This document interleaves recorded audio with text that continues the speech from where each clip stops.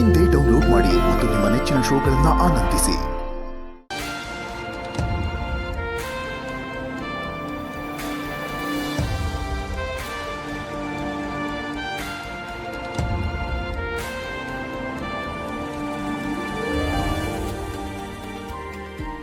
ಇದ್ದಕ್ಕಿದ್ದಂಗೆ ಹೃದಯ ಬಡಿತ ಜಾಸ್ತಿ ಆಗೋದು, ಎಲ್ಲೆಲ್ಲಿಂದನೂ ಏನೇನೋ ಹಾಡ್ ಕೇಳಿಸ್ದಂಗ ಆಗೋದು, ಕಣ್ ಮುಚ್ಚಿದ್ರೆ ನಾವ್ ಇಷ್ಟಪಡೋ ವ್ಯಕ್ತಿನ ಎಲ್ಲಾ ಕಡೆ ಕಾಣಿಸೋದು.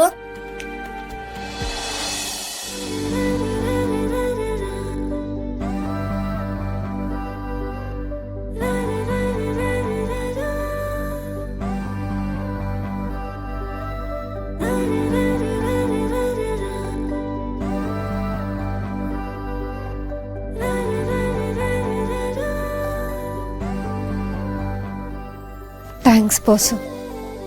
ಏನಂದೆ? ಥ್ಯಾಂಕ್ಸ್ ಅಂದೆ. ಅದು ಎಲ್ರ ಮುಂದೆ ನನ್ನ ಪರವಾಗಿ ಮಾತಾಡಿದ್ರಲ್ವಾ. ನಿಜ ಹೇಳಬೇಕು ಅಂದರೆ ನಂಗೆ ನಿಜವಾಗ್ಲೂ ಮಾಯಾಗೆ ಕ್ಷಮೆ ಕೇಳಕ್ಕೆ ಸ್ವಲ್ಪನೂ ಇಷ್ಟ ಇರಲಿಲ್ಲ. ಆದರೆ ಮಾಳ್ವಿಕಾ ಮೇಡಮ್ ಹೇಳಿದ್ರು ಅನ್ನೋ ಒಂದೇ ಒಂದು ಕಾರಣಕ್ಕೆ ನಾನು ಕ್ಷಮೆ ಕೇಳಕ್ಕೆ ಹೊರಟಿದ್ದೆ.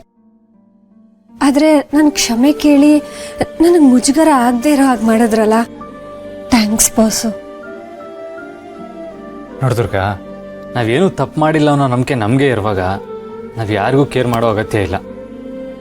ಆ್ಯಂಡ್ ಮೋರ್ ಓವರ್, ಈ ವಿಷಯದಲ್ಲಿ ನಿಂದು ಏನು ತಪ್ಪಿದೆ ಅಂತ ಕ್ಷಮೆ ಕೇಳಬೇಕಿತ್ತು ಹೇಳು. ಆ್ಯಂಡ್ ಮುಂದೆ ಈ ಥರ ಸಿಚುವೇಶನ್ಸ್ ಬರ್ಬೋದು. ಅವಾಗ ಒಂದು ವಿಷಯ ನೆನ್ಪಿಟ್ಕೊ, ನೀನು ತಪ್ಪು ಮಾಡಿದ್ಯಾ, ಕ್ಷಮೆ ಕೇಳೋದಕ್ಕೆ ಹಿಂದೆ ಮುಂದೆ ನೋಡಲೇಬೇಡ. ಕ್ಷಮೆ ಕೇಳೋದು, ಕ್ಷಮಿಸೋದು ಎರಡೂ ದೊಡ್ಡ ಗುಣ. ಆ್ಯಂಡ್ ನೀನು ತಪ್ಪು ಮಾಡಿಲ್ವಾ, ನೀನು ಯಾವುದೇ ಕಾರಣಕ್ಕೂ ಕ್ಷಮೆ ಕೇಳುವ, ಅದರ ಅವಶ್ಯಕತೆನೇ ಇಲ್ಲ.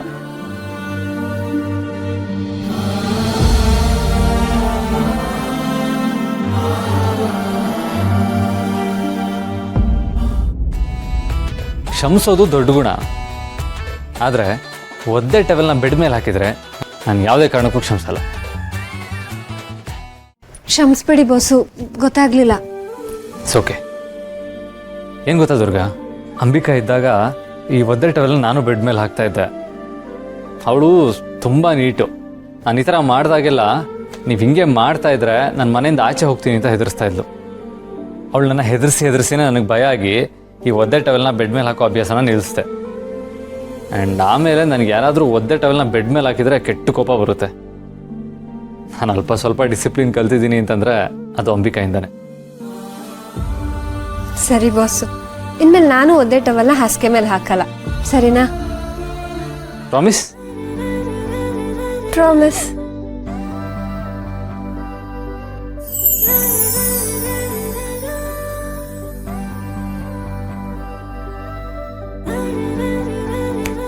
Hello Durga, are you okay?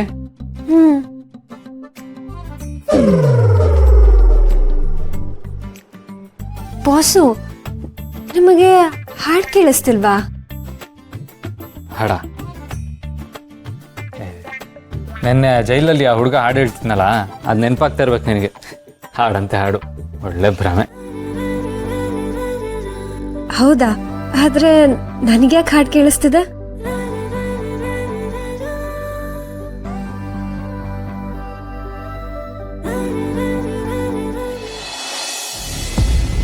ಏನಂದೆ? ನಾನು ತೀರ್ಕೊಂಡಿದ್ದ ದಿನಕ್ಕೆ ವಾಪಸ್ ಹೋಗ್ಬೇಕು ಅಂತ ಹೇಳ್ತಾ ಇದ್ಯಾ? ಅಲ್ಲ, ಅದು ಹೇಗೆ ಸಾಧ್ಯ?